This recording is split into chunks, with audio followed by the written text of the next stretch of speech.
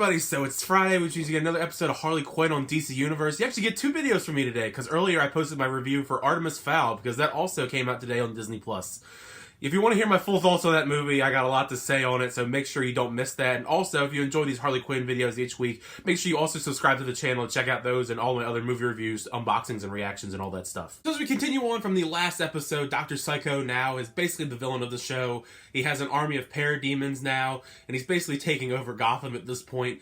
Harley and the gang, they really don't have too much firepower to take on this kind of threat, so they actually need to get the Justice League back, but they're stuck inside the Queen of Fables storybook, and they don't know exactly where it is, but of course the Joker does, but he's not the Joker yet. But as we saw at the very end of the last episode, Harley pushes him back into the acid, basically returning him to the original Joker form that he was before, and they kind of have to work together and try and locate the book so they can get the Justice League out. It's funny that I give this summary since the episode actually does start off with a summary of its own from Frank the Plant. It looks like he's actually in the basement where the release of Snyder Cut guy was rambling on a couple episodes back.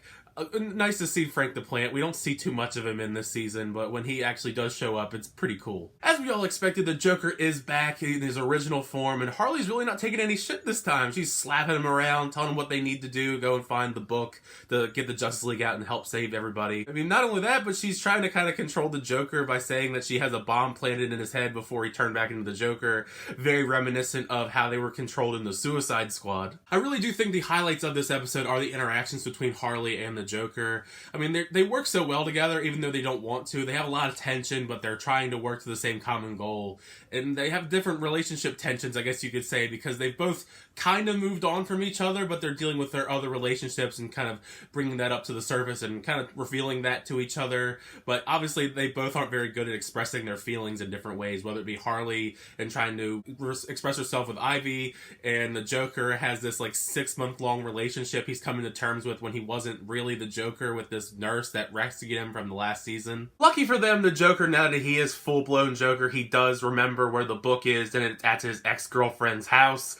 It ends up not actually being the real book that they get at first because of the whole fact that they get the book, it gets thrown up in the air, a parademon steals it and flies it back to this giant nest in the middle of a city. But we don't know that for a little bit, you know, in the episode. Those parademons, I mean, they're brutal. They're like completely murdering the entire town of people. They're making this giant nest. Dr. Psycho is really going all out with these parademons taking over the city, even to the point where he actually gets Darkseid on the phone and he wants to take over the whole Earth, and Darkseid will only allow it because Dr. Psycho will make a deal where he's going to go kill Harley Quinn for Darkseid for betraying him. Dr. Psycho's had some really interesting growth in these last few episodes. I mean, he's basically full-blown villain now. We even get some of his villain origin story of why he's such a sick, twisted person, and he's always angry, and why he hates women. I mean, they had to throw that in there about why he hates women. It's just hard to hate Dr. Psycho as a character. I mean, this whole heel turn, he's full-on heel turn these last couple episodes.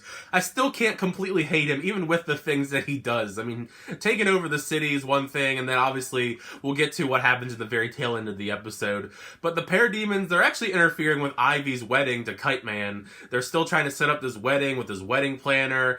Ivy actually tries on this dress, and it looks really good. I have to say, the dress that they actually pick out for Ivy looks really good. But she's pissed because these parademons are coming after her as well, messing up her dress to the point where Ivy's gonna go and yell at Dr. Psycho, which is a big mistake because Dr. Psycho possesses Ivy to go kill Harley Quinn at the very tail end of this episode. Before that moment though, Joker and Harley, they're in that nest and they're fighting off of all these different parademons. Really great epic action shots of them two working together.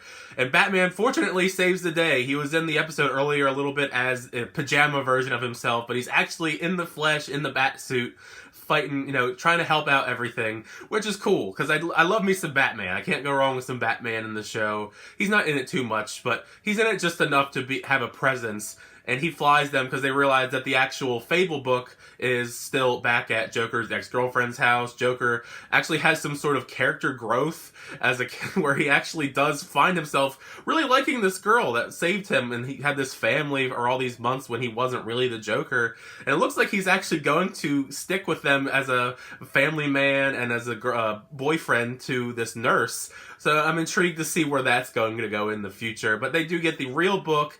The Justice League is back. And that's where we leave the end of the episode, where Ivy shows up at the front doorstep of the home and she's possessed by Dr. Psycho. Curious to see where we're going to go with that. I don't know where we're going to go with this, especially because, well, the Justice League is there, so it seems like it's going to be one of those things where it's the Justice League, Joker, and Harley and all them versus Ivy. Ivy's a really strong villain, so it looks like it could be a really intense fight if she's still going to be possessed for a long period of time. Really good episode. A lot of stuff going on in this episode. We're really getting towards the very tail end of this season. I'm really curious to see where this is going to wrap up everything. Still haven't been renewed for season 3, so that's kind of a worrisome thing if this season's going to not have like a definitive ending, or if it's going to be one of those things where it's a cliffhanger and we may not actually get a resolution later on. Either way, really great episode. Make sure to leave a comment section down below. What did you think of this episode when you check it out today? Did you like it? Did you not like it? Where do you think we're going to go in the future with all of these different plot threads? Where do you think they're going to end up? Still a couple episodes left, though. But thank you as always for watching my videos. I really do appreciate it. If you enjoyed it, make sure to leave a like, hit that subscribe button. If you want to keep updated my reviews, show reactions, unboxings, and more. Until next time, I'll see you guys later.